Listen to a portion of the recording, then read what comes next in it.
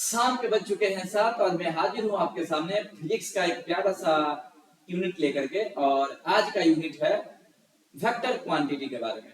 साथियों, वीडियो का स्टार्ट करने से पहले आप सभी से आग्रह है कि अगर आप चाहते हैं कि फ्री ऑफ कॉस्ट और पूरा टोटल सिलेबस आपको इस चैनल पे कराया जाए तो आपसे गुजारिश है कि चैनल को सब्सक्राइब करें और वीडियो को आप लोग अभी तक लाइक नहीं किए हो तो वीडियो को लाइक करना ना भूलें, ठीक है। और ये चैनल जो होता है पूरा डेडिकेटेड है पॉलिटेक्निक के लिए। पॉलिटेक्निक के जितने भी सिलेबस है इस चैनल पे फ्री ऑफ कॉस्ट आपको कराए जाएंगे। तो चलिए आज के क्लास से स्टार्ट करते हैं। आज का चैप्टर है सदिश राशि। फिजिक्स का ये चैप्टर 2 है। फिजिक्स का ये चैप्टर 2 है और चैप्टर 2 है और इसका नाम है सदिश राशि, ठीक है। तो आइए हम लोग पढ़ेंगे सदिश राशि का थ्योरी पढ़ेंगे, उसके बाद हम लोग इसका एमसीक्यू पढ़ने वाले हैं। तो चलिए आज का क्लास स्टार्ट करते हैं। साथियों, आपको पढ़ना है फिजिकल क्वांटिटी के बारे में। फिजिकल क्वांटिटी के बारे में पढ़ना है। साथियों, आपको पता होना चाहिए कि फिजिकल क्वांटिटी दो प्रकार की होती है।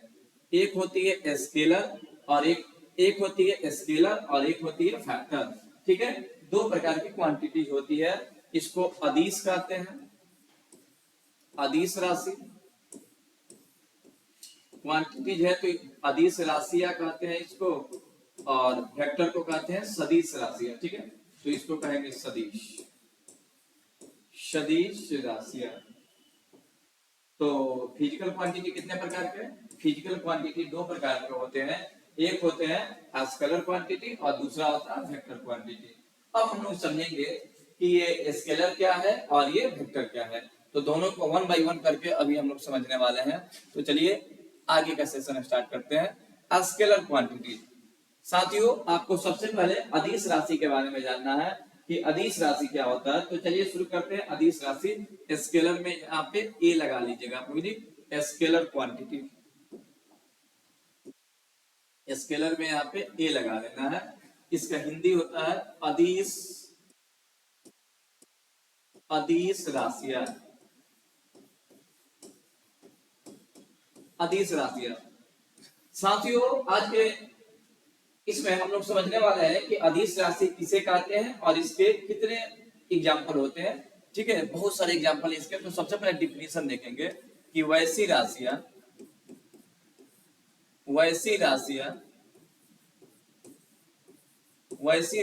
जिसे व्यक्त करने के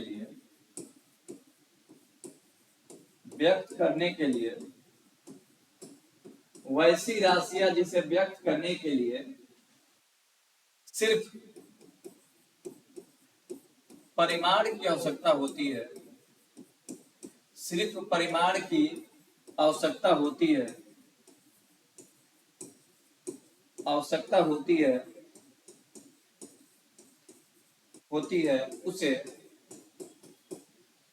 उसे अदिश राशि कहते हैं।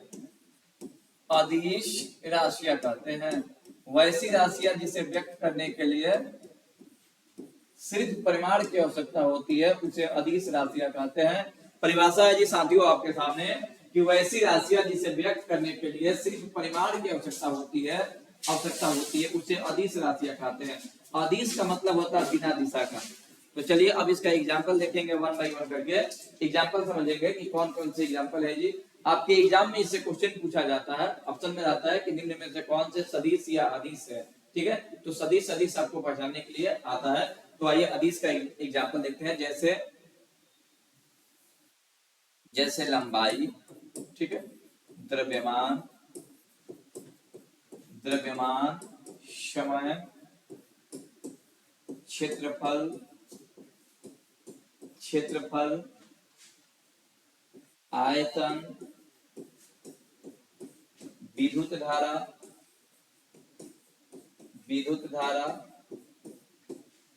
धारा और अगर इसमें और लीजिएगा आ जाएगा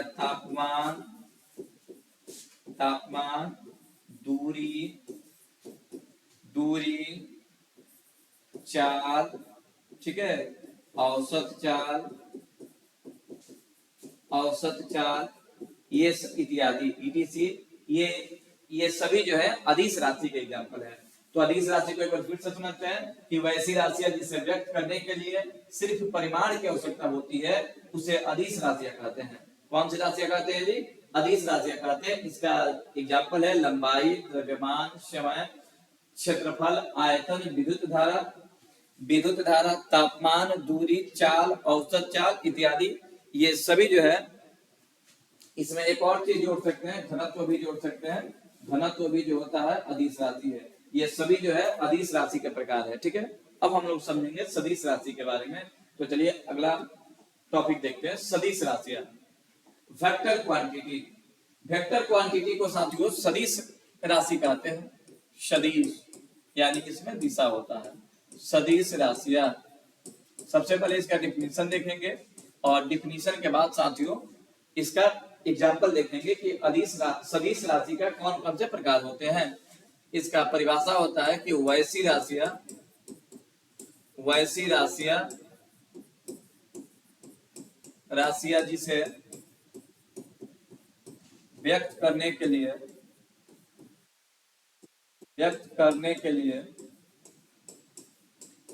लिए दिशा और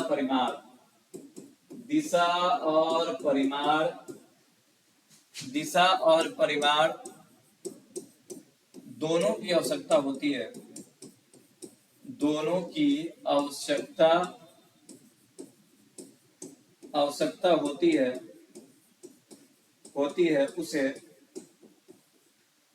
उसे सदिश राशियां कहते हैं या सदिश राशि कहते हैं।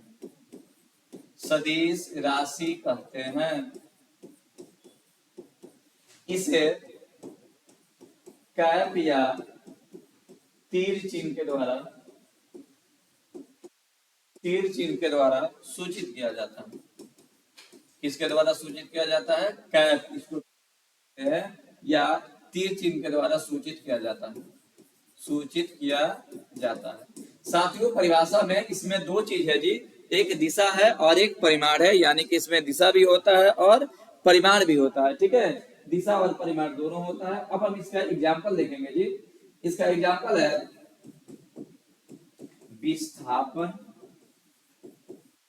विस्थापन सदिश राशि है क्योंकि इसमें दिशा और परिमाण दोनों होता है। विस्थापन, वेग, त्वरण,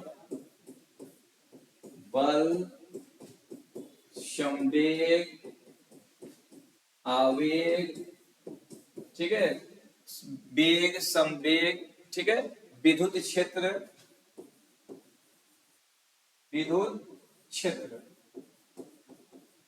इत्यादि। ये सभी साथियों सदिश राशि के एग्जाम्पल है, यानी वैसी राशियां जिसे व्यक्त करने के लिए दिशा भी चाहिए और परिमाण भी चाहिए उसे सदिश राशि कहते हैं। सदिश में दिशा और परिमाण दोनों चाहिए। सबसे जरूरी है इसका एग्जाम्पल। आपके एग्जाम्पल जो होता है आपके एग्जाम में पूछे जाते हैं। साथियों एक बार फिर से आपसे कहना चाहेंगे कि अगर आप वाकई में पॉलिटेक्निक के सीरियस छात्र हैं और आपको चाहते हैं कि इस बार आपका पॉलिटेक्निक में सिलेक्शन हो जाए, तो आप सबसे पहले इस चैनल को सब्सक्राइब करिए और चैनल पे जब भी आपके पढ़ाने का टाइमिंग है, जब भी मेरे पढ़ाने का टाइमिंग है, आप उस टाइमिंग पर आकर के वीडियो को निश्चित रूप से देखिए और जो आपको थ्योरी लिखने लायक है उसको लिखिए, क्योंकि अभी समय बहुत बचा हुआ है। ठीक है, तो आप निरंतरता से जो होता है वीडियो को देखते रहिए। चलिए अगला टॉपिक देखते हैं। इन दोनों एग्जाम्पल को आप लोग याद रखिएगा, सदिश और अदिश को। ठीक है, चलिए तो आगे अगला टॉपिक देखते हैं जी। अगला टॉपिक देखेंगे vector notation.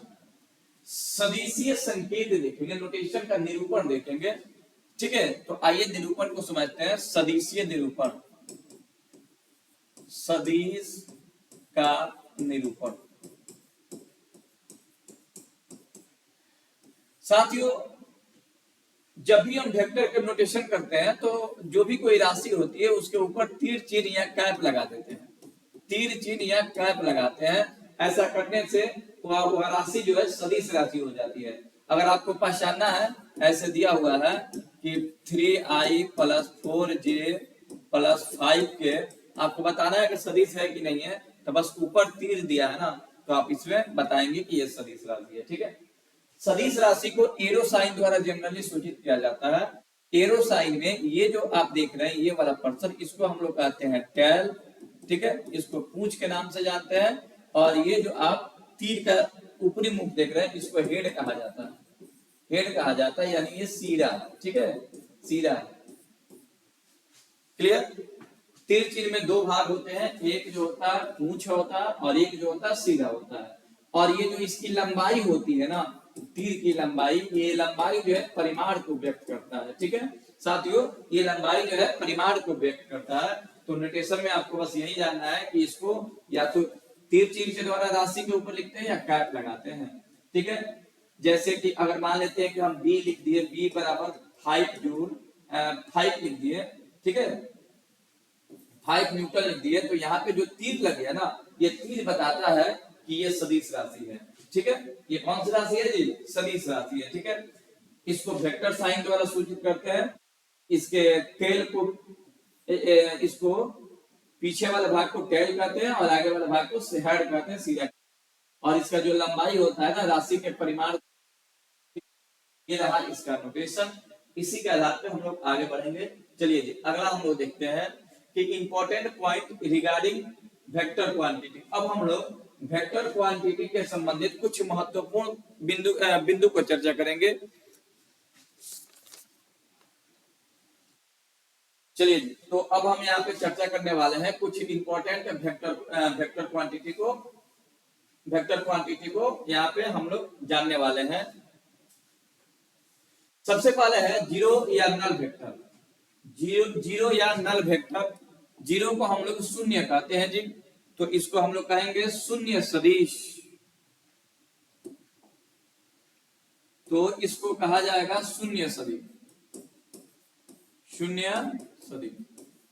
Null vector, zero या नल वेक्टर कहता है कि वैसा सदिश, इसका डिफिनेशन देखेंगे सबसे पहले। एग्जाम में ये पूछा जाता है कि नल वेक्टर का वैल्यू कितना होता है, परिमाण कितना होता है। वैसा वेक्टर, वैसा सदिश जिसका परिमाण शून्य होता है, वैसा वेक्टर जिसका परिमाण शून्य होता है,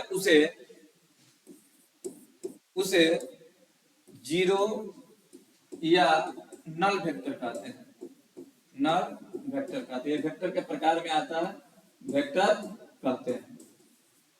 इंपॉर्टेंट जो भी वेक्टर है उसको हम लोग समझेंगे, तो उसे हम लोग कौन सा वेक्टर कहते हैं जी? नल वेक्टर कहते हैं, ठीक है। इसमें एक और बात जानना है कि इस वेक्टर का अनिश्चित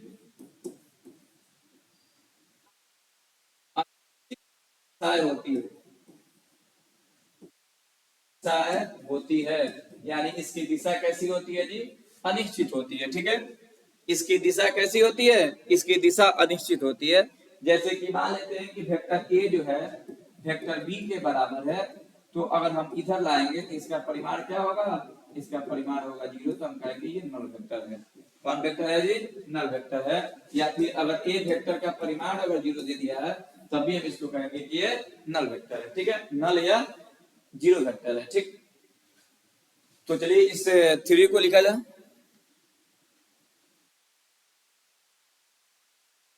तो चलिए अब अगला थ्योरी देखते हैं जी। अगला थ्योरी है यूनिट वेक्टर, इकाई सदिश या एकांक सदिश। इसको एकांक सदिश कहा जाता है, एकांक सदिश कहा जाता है, यानी कि यूनिट वेक्टर है एकांक सदिश।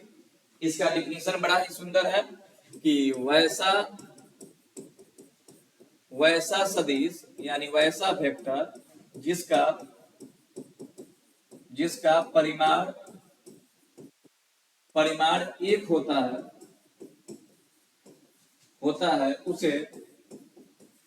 उसे यूनिट वेक्टर कहते हैं। और उसके बाद लिखेंगे इसकी दिशाएं निश्चित होती है। यूनिट वेक्टर की दिशाएं क्या होती है? निश्चित होती है, ठीक है। अब हम इसको फार्मूला के रूप में कभी कभी आपसे कहा देता है कि यूनिट वेक्टर आप निकालिए, तो इसका फार्मूला होता है a डैश इक्वल टू होता है a डैश बाई a होता है, ठीक है। ये रहा यूनिट वेक्टर निकालने का फार्मूला जी, ठीक है। तो इसको आप लोग याद करते चलेंगे। आगे देखते हैं।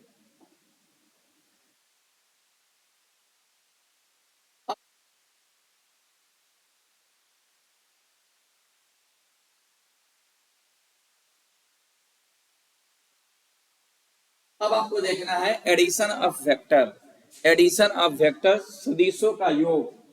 साथियों अब आपको पढ़ना है सदिशों का योग, सदिशों का योग,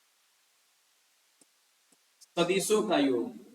साथियों आपको बता दें कि सदिश को यानी वेक्टर को दो तरीके से ऐड किया जाता है, एक होता है ट्रायंगल लॉ और एक होता है पैरेललोग्राम लॉ। ठीक है, यानी कि एक त्रिभुज नियम, त्रिभुज नियम, और एक होता है समानांतर चतुर्भुज नियम, समानांतर चतुर्भुज नियम। ठीक है, तो दोनों नियम को हम लोग समझने वाले हैं कि त्रिभुज और समानांतर यानी कि पैरेललोग्राम लॉ क्या होता है। दोनों को वन बाय वन करके समझेंगे, पैरेललोग्राम और त्रिभुज नियम। ठीक है, यानी कि सदिश को जोड़ने का तरीका कितना है साथियों? सदिश को जोड़ने का तरीका दो है, ट्रायंगल लॉ और दूसरा होता है पैरेललोग्राम लॉ। ठीक है, तो आइए दोनों को वन बाय वन करके समझते हैं कि ट्रायंगल लॉ क्या होता है। सबसे पहले हम लोग जानेंगे ट्रायंगल लॉ के बारे में, यानी कि त्रिभुज नियम, इसको कहेंगे त्रिभुज, त्रिभुज नियम। ठीक है साथियों, त्रिभुज नियम हम लोग पढ़ेंगे। त्रिभुज नियम में होता क्या है, जैसे मान लेते हैं कि आपके पास दो सदिश है, दो वेक्टर है, वेक्टर ए और वेक्टर बी है। इन दोनों को ऐड करके आपको क्या करना है, तो इसका रिजल्टेंट तैयार करना है, दोनों को ऐड करके। तो इसको जोड़ने का तरीका क्या है, तो पहला हम वेक्टर लेंगे। ठीक है, तो एक ये हो गया टेल और ये हो गया हेड। ठीक है, अब हम दूसरा वेक्टर को उठाएंगे और इसके हेड टेल को हेड पे रख देंगे। ठीक है, और यहां से वेक्टर खींचेंगे, यानी कि दूसरे पहला का हेड, दूसरे दूसरा जो होता है दूसरे का टेल इस पर आकर करता है, और इसका रिजल्टेंट जो होता है ये होता है ये आर। ठीक है, ये ए है और ये बी है, तो आर का वैल्यू जो होता है A square plus B square root under होता है। रूट अंडर क्या होता है जी, A square plus B square होता है। ठीक है, जैसे कि एक क्वेश्चन आपको बताते हैं इसमें त्रिभुज नियम पे, जैसे कि मान लेते हैं वेक्टर ए जो है ये 5 यूनिट है,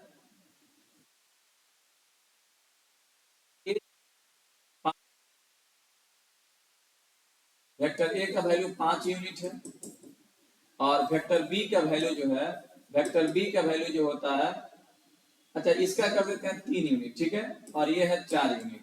अब कहेगा इसका रिजल्ट बताइए, रिजल्टेंट बताइए, तो हम दोनों को ऐड करेंगे, दोनों को ऐड करेंगे, ये 3 है और ये 4 है, तो इसका रिजल्टेंट आर जो होता है, आर क्या होगा 3 का स्क्वायर प्लस 4 का स्क्वायर, तो 9 प्लस 16 यानी कि 25, बोले तो 5, यानी आर का वैल्यू जो होता है 5 यूनिट होगा। आर का वैल्यू क्या होगा जी, 5 यूनिट होगा, तो ये इसका रिजल्टेंट हुआ। ठीक है, तो चलिए ये रहा त्रिभुज नियम, इसको अच्छे से लिखिए।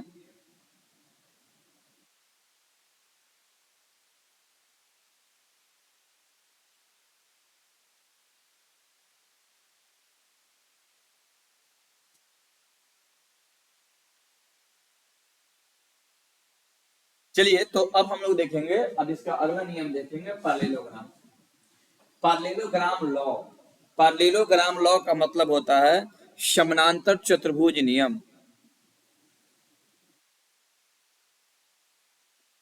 पैरेललोग्राम का मतलब होता है समानांतर चतुर्भुज नियम, समानांतर चतुर्भुज नियम। ठीक है, समानांतर चतुर्भुज नियम पैरेललोग्राम लॉ कहता है कि यदि दो सदिश, यदि दो सदिश, दो सदिश ए एवं बी, ए एवं बी थीटा कोण पर कार्य कर रहे हो, कार्य कर रहे हो, कार्य कर रहे हैं, तो इसका परिणामी सदिश, इसका परिणामी सदिश, परिणामी सदिश इस प्रकार ज्ञात होगा, इस प्रकार ज्ञात होगा। इसका परिणामी सदिश इस प्रकार से ज्ञात होगा। कैसे ज्ञात करेंगे? तो सबसे पहले इसका डायग्राम बनाएंगे और तब जाकर के हम लोग इसको आगे बढ़ेंगे जी। ठीक है, जैसे मान लेते हैं कि ये रहा वेक्टर ए और ये रहा वेक्टर बी, और कितने कोण पे झुका है जी? थीटा कोण पे झुका है वेक्टर ए और ये वेक्टर बी। इसका परिणामी सदिश अगर निकालना होगा तो root under A square plus B square plus 2ab cos theta होगा, cos थीटा होगा। ठीक है, अगर अगर मान लेते हैं कि इफ थीटा जो है ना 90 हो जाए, थीटा क्या हो जाए जी? 90 हो जाए, तो आर का वैल्यू जो निकालेंगे, ए आर का जो रिजल्टेंट निकाल माने इसका total A square plus B square होगा, क्योंकि यहाँ पे 90 रखने से जीरो ही है तो टोटल जीरो हो जाएगा। ठीक है, इस फॉर्मूला को याद रखिएगा, इस फॉर्मूले से आगे हम लोग क्वेश्चन को बनाने वाले हैं। ठीक है, तो ये सारी बातें आपको जानना है, यानी परस्पर जब लंब होती है तो ए स्क्वायर प्लस बी स्क्वायर होता है रूट अंडर। तो ये रहा सदिशों को जोड़ने का तरीका। साथियों, इससे चैप्टर में इतना ही थ्योरी दिया गया है। थ्योरी तो और भी हो सकते हैं, जैसे वेक्टर का प्रकार आपको और पढ़ना चाहिए, लेकिन आपकी किताब में नहीं दिया हुआ है, क्योंकि आपके पॉलिटेक्निक में जो होता है 10th स्टैंडर्ड से जनरली क्वेश्चन पूछे जाते हैं, तो 10वां जो बेस है उसी बेस पे आपके क्वेश्चन रहेंगे। तो इस थ्योरी से अलावे हमें नहीं लगता है कि कोई और भी क्वेश्चन आपसे पूछा जाएगा। ठीक है, अब हम इसके बाद जो होता है इस थ्योरी के अलावा अब हम लोग करने वाले हैं क्वेश्चन आंसर को। ठीक है, तो इस वीडियो को अच्छे से देखिए, कॉपी में इसको नोट डाउन करिए, और अगले दिन हम लोग मिलते हैं इसके थ्योरी के साथ। और आपसे फिर एक बार बोलना चाहेंगे कि अगर आप सीरियस विद्यार्थी हैं पॉलिटेक्निक का, चाहते हैं कि इस बार पॉलिटेक्निक हो जाए, तो आप लोग चैनल को सब्सक्राइब करिए और अपने दोस्त साथी से बताइए, और उनके पास भी इस वीडियो को शेयर कीजिए। ठीक है।